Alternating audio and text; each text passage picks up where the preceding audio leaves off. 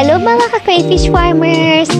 Ngayong araw, pag-uusapan natin kung paano nga pa mag-handle ng ating mga buried crayfish o ang may mga itlog na crayfish.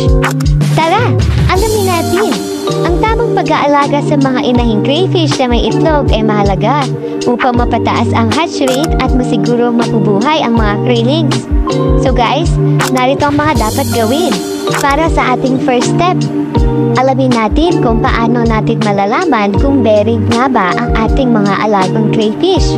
Ang mga inahing crayfish ay may mga itlog na nakakapit sa ilalim ng kanilang spinnerets o tinatawag din pleopods. Ang mga itlog nito ay dilaw sa simula at magiging dark orange hanggang sa mag-build ang kanilang mata. Karaniwang tumatagal ng 4 hanggang 8 linggo ang incubation. Depende sa temperatura ng tubig.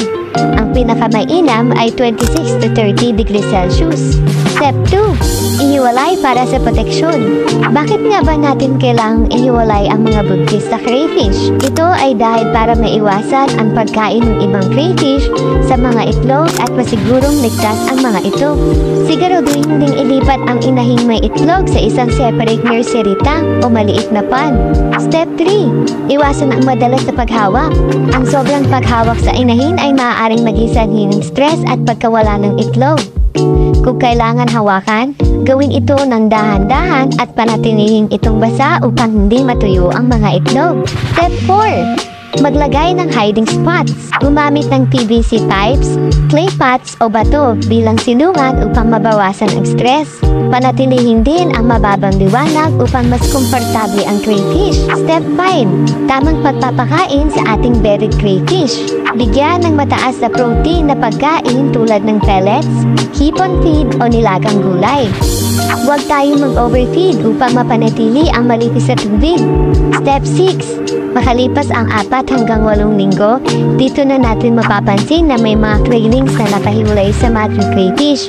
At kapag napansin na natin na wala ng kulay orange sa ulo ng craylings at fully matured na ito na ang time para ipagpag na natin si mother cray upang maiwasan ang pagkain niya sa mga craylings.